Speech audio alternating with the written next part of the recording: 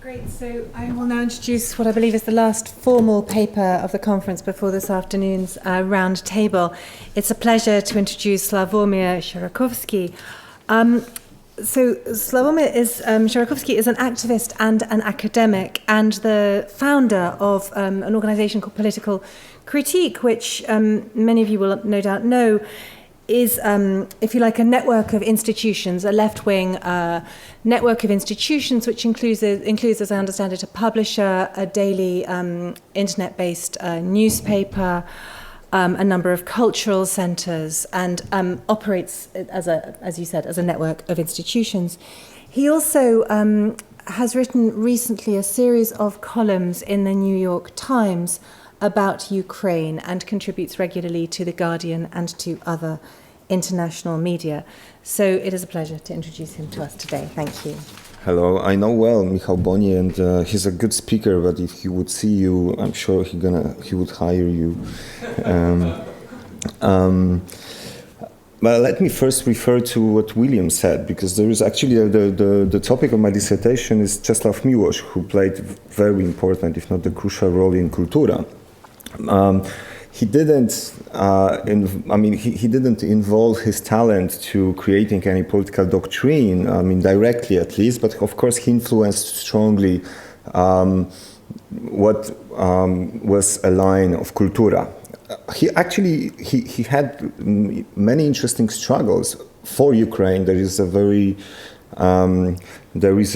a very famous struggle in Lisbon in 1988. Some of you might know it better, so correct me if I'm wrong, with Joseph Brodsky, who is a good example of someone told it that the dissidents in Ukraine, that the dissidents in Russia, not every, but the mainstream of them, had or preserved this kind of imperial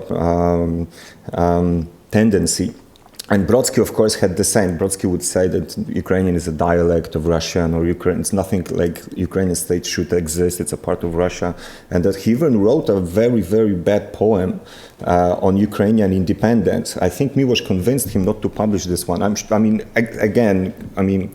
not a specialist on this topic. Irena Gruzińska-Gross knows much better about this fellowship of poems. She wrote a book about it. I said that I'm going to refer to what William said. Miłosz had a very interesting theory about why Poles shouldn't write novels, because they cannot actually write good novels, and what's the difference between Russia, who is as a Russian soul helps in it, dedicated to write novels. Poles are good in dramas, essays, poetry, but not in novels, and they shouldn't write novels. Why? Because thanks to Catholicism and many other cultural things, Poles, differently than Russians, cannot think in more complicated way about good and evil than just to separate it.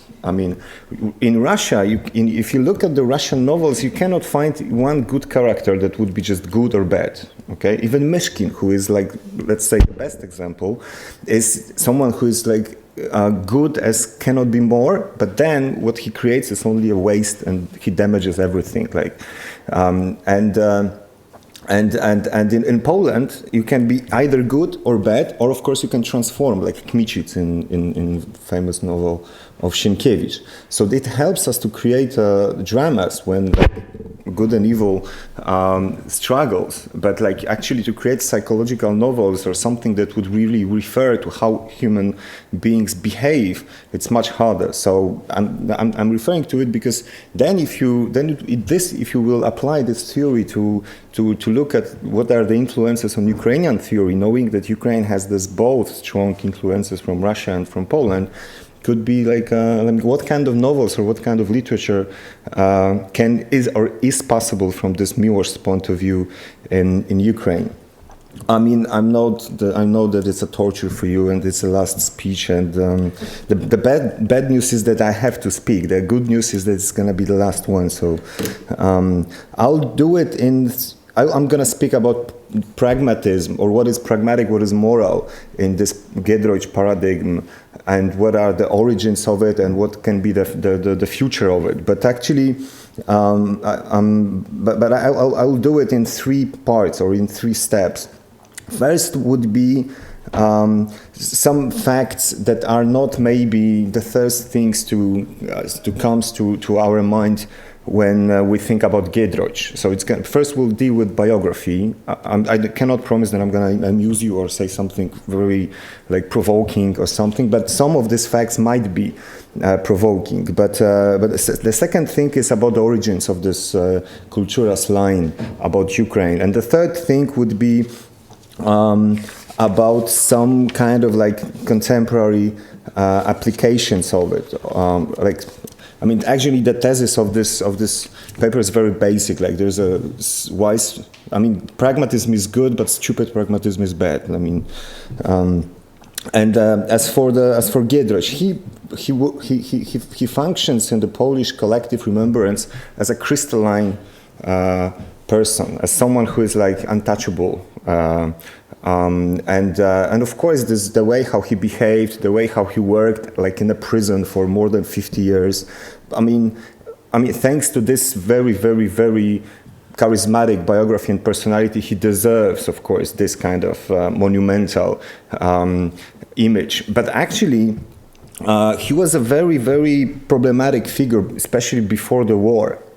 If we would apply contemporary notions, you could call him someone who was a spin doctor, who was actually a militant even, and wanted to create kind of a militia who would serve to one of his masters.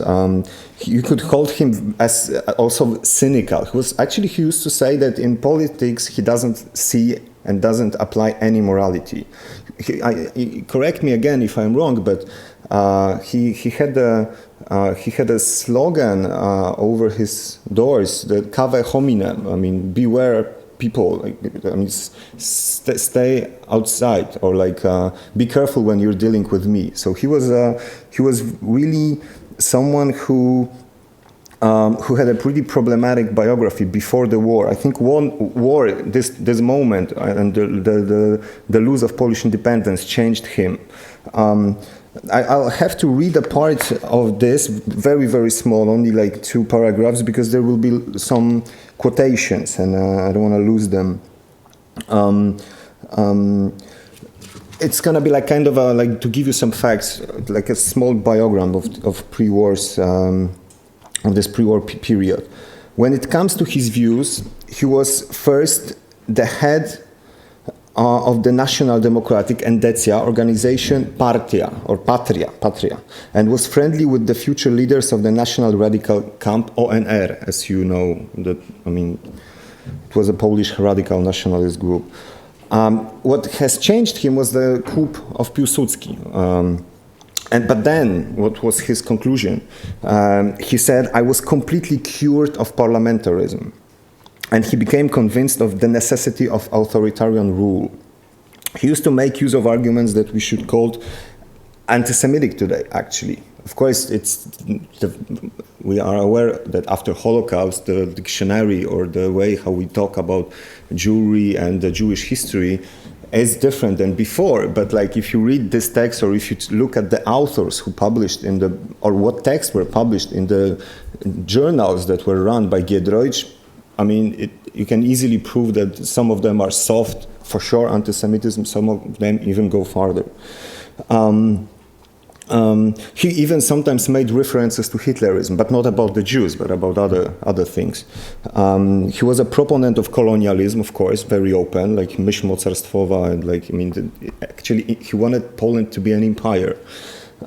He supported the persecution of opposition in Brest. This is actually the strong moment. And he even was a proponent of opening the prison camp in Bereza Kartuska. Jerzy Giedroyc. I found a nice quotation from Bernard Zinger, who was a parliamentary reporter before the war, an interesting intellectual in New York after the war. And of course, he was it's the same family as Behevich Singer. Singer wrote, "The right wing is home to the superpower legion. the pupils of the old national democracy, the children of landowners, proponents of monarchy, combined with some undefined liberalism towards national minorities. It is difficult to orient oneself within this group's ideological baggage. The lordings are rebelling. They know that there is something that they do not want, but they still are not quite certain what it is that they do want. In place of the nationalist slogans of Endecja, an imperialist program was set out. The leader of the Polish army was to pitch his tents under Smolensk. Polish rule was to extend to Königsberg. The Minister of Agriculture, who was this master of Giedroyc, Leon Janta Połczyński, had to rein in his hot-blooded subordinate. I'm talking about Miłosz. In his diaries, he recalled, Miłosz announced to me one day, I can boast to the minister that I have finally organized a militia for his protection. My militants are selected solely on the basis of their intelligence. You will never see them, sir, but you must be sure of your security. Of course, the minister denied. As his biographer describes, Giedroyc, quoting, sometimes used not only his pen, but also the fists of his friends from myśl mocarstwowa. As for instance, when Giedroyc Cossacks, so this militia, supposedly knocked out the window of the German embassy at their leader's behest. So now I will go to my second part, which is the origins of this Giedroyc paradigm, because it was not just Juliusz Miroszewski came, wrote the first text Ostpolitik in 1933, and then the second one Kompleks Polski in 1974, and this was like a breakthrough. It worked more gradually. It happened more gradually. Of course, Ukraine was always important for Giedroyc, and actually we had something. We didn't discuss it, but we had. It was not discussed, but it was mentioned in one of the first speeches that like the kind of a reconciliation attitude towards Ukrainians comes not from the left side but from the conservatives. That's true, and actually what we had and we don't have anymore in Poland, in the Polish political spectrum, is this kind of conservatism. Like Stanisław Cat-Mackiewicz was this kind of conservatism. I mean, this conservatism dies with the Second World War. Actually, it was very, very interesting. I mean, I'm left wing, but I really appreciate every interesting idea from any part of the spectrum, but if it's interesting. But actually this kind of conservatism, there were great writers like Cat-Mackiewicz, but there were also very interesting people who actually would serve or would be very useful or functional for the Polish debates today even, because they were enemies of index. They were conservatives, but like rather for the lifestyle. They cared more about minorities than any other part of the political spectrum. So and of course Giedroyc was a part of it. What I was talking about.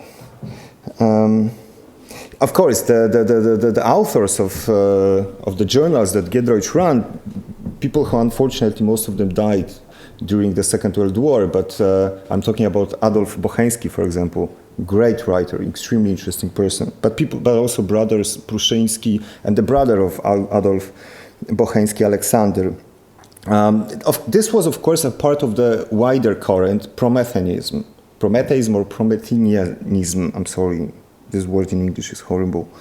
The aim of Giedroyc and his people was state assimilation. This was the Ukrainian line of Giedroyc before the war.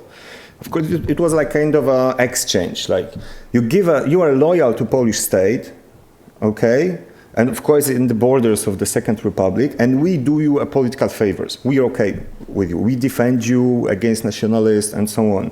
Of course, people like Henryk Józefski, this is the same line. You know the Tim Snyder's book about Henryk Józefski and this movement. It was a very interesting thing. not preserved and good, because actually, of course, colonial, it's like today it's totally anachronistic. But then it was actually played a positive role, I think.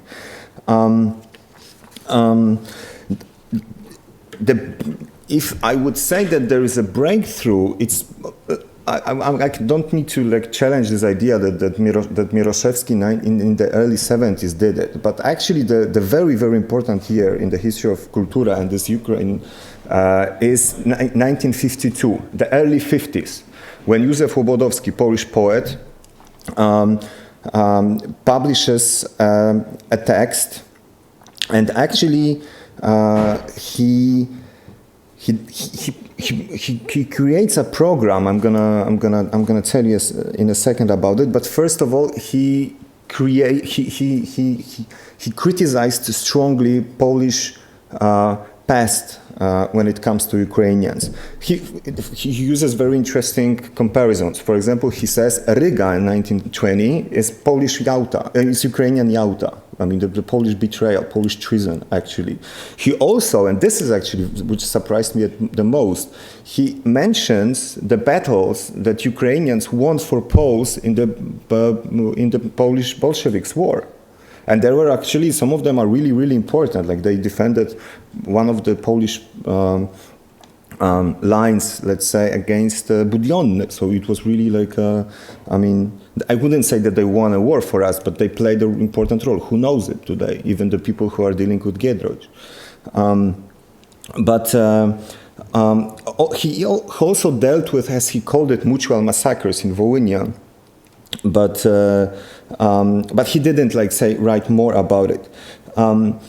But actually, this I mean, it was only one step needed to ask this fundamental question that was posed eventually by Miroszewski: what serves the best to Polish independence? And Łobodowski formulated a program, and I divided it to 3 points. One was unconditional support for Ukrainian aspirations for independence.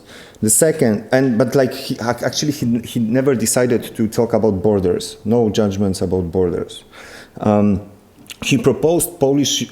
I mean, this maybe is the one judgment about borders, but it's actually not very a problematic one. He proposed Polish-Ukrainian condominium on what he called Ziemia Czerwieńska, so this problematic part.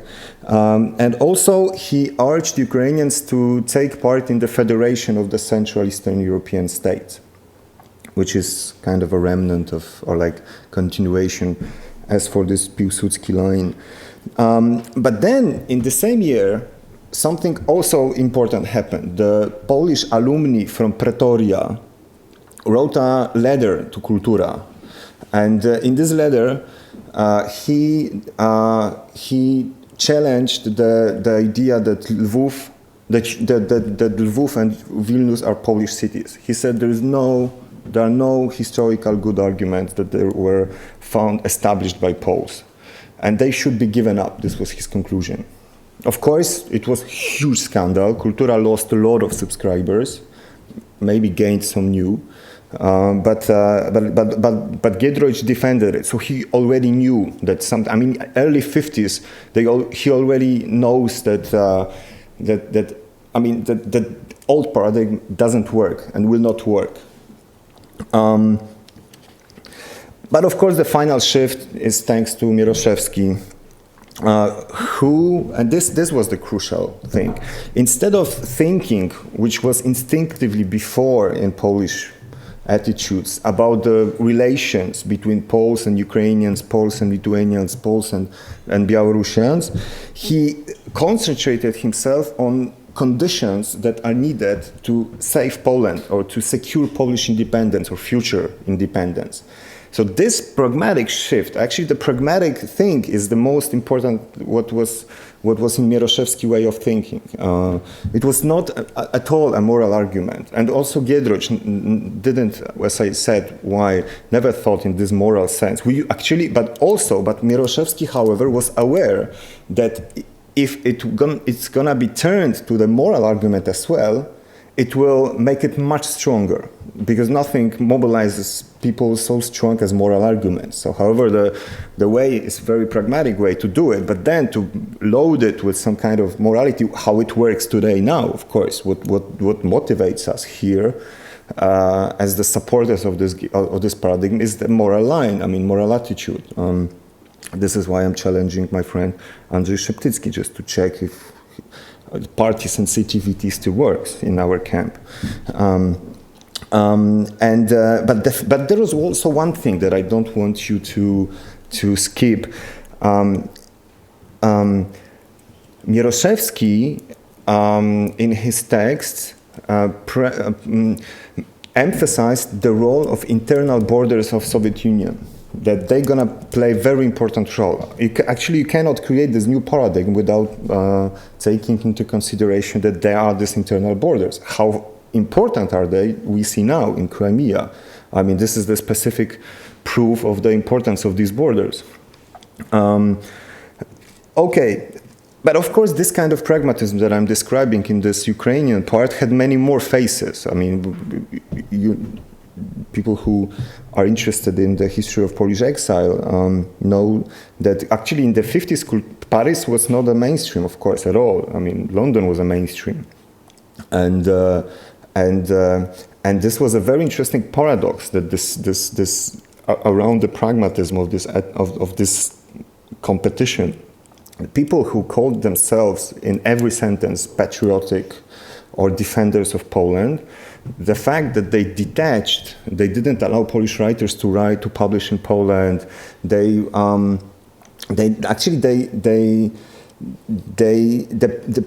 biggest Polish patriots in London didn't care. The result was that they actually didn't help this to the Polish society in Poland at all. This was what was exactly the thing that made Giedroyc angry, and why he decided to take different approach. He decided to involve for any price in what was happening in Poland. He supported Gomułka, for example, in 1956. I mean, he did the things that were immoral in the eyes of Polonia, but he did things for Poles that can really help them. All right, I would like to say a few words about what's going on now. Because here we see that there is actually pragmatic arguments are used very often. But as I said, there are stupid pragmatic arguments, and I think we have something that I called in one of these columns Putin useful idiots. We have a strange coalition of German politicians and American left-wing, unfortunately, intellectuals like Stephen Cohen. I mean, and of course they are using pragmatic arguments about the sanctions. They're using pragmatic about the zone of the sphere of influence of if we have Americans, they should have also Russians. So they don't think subjectively about Ukraine. They also think that they also actually think sometimes maybe they could be right if they would refer their way of thinking not to Russia but to the country that differently than in Russia is collapsed empire, but that reflected its own history or confronted its own history. This is not the fact when it comes to Russia. And this is why this kind of pragmatism is totally counterproductive.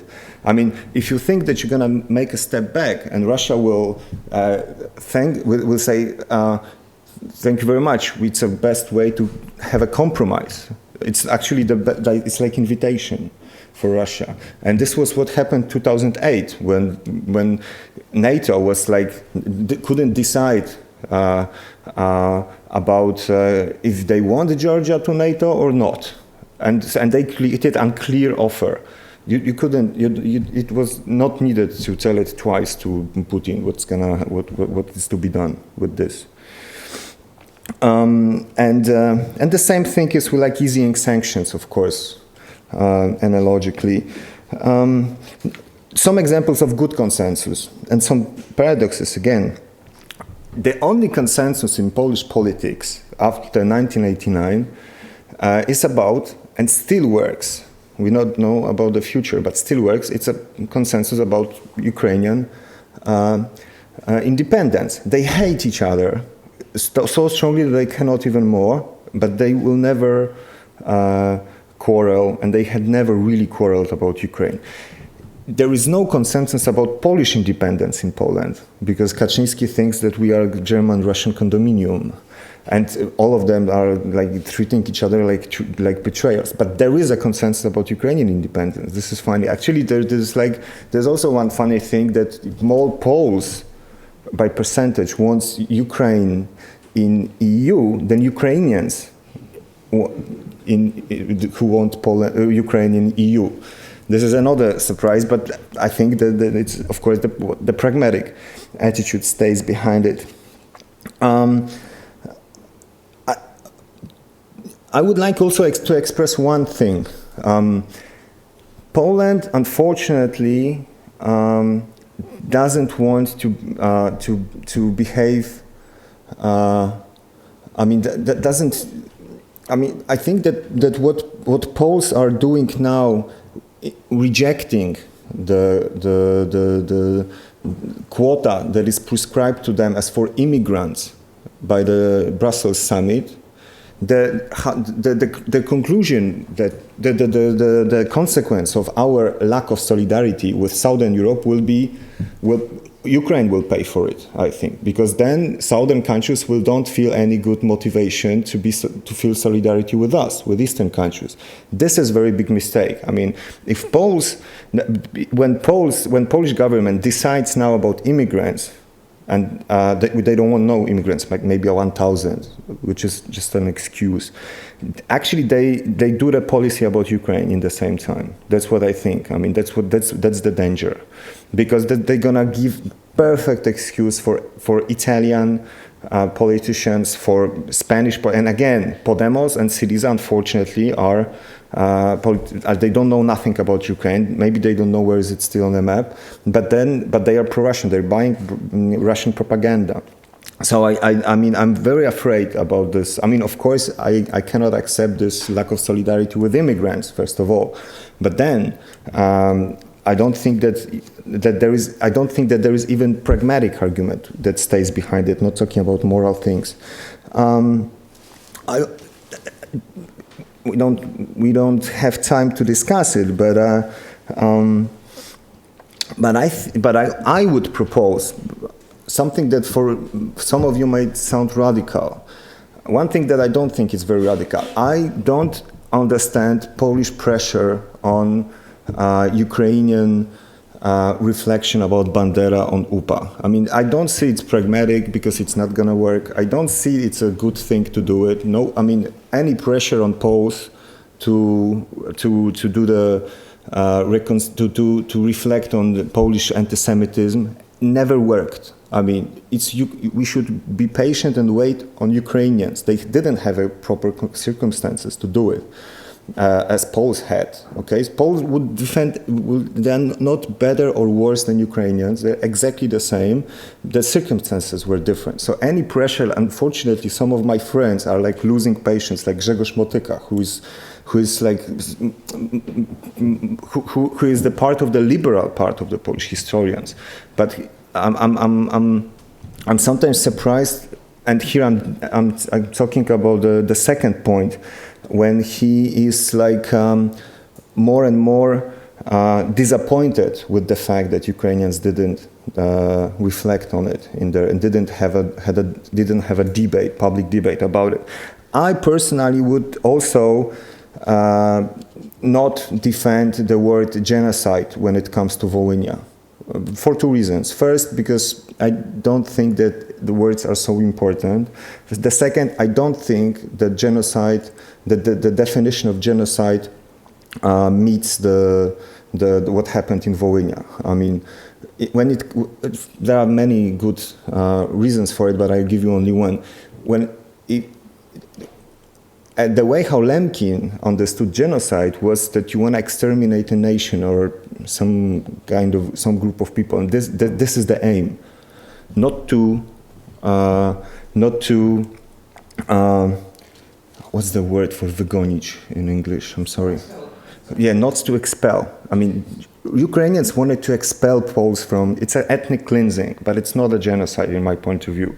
But the more important thing for me is this pragmatic argument that like I wouldn't struggle so much for it. Ethnic cleansing is also the atrocity, and it's not gonna help victims. It's not gonna help in Polish-Ukrainian reconciliation. For me, it's an example of bad pragmatism. Thank you very much.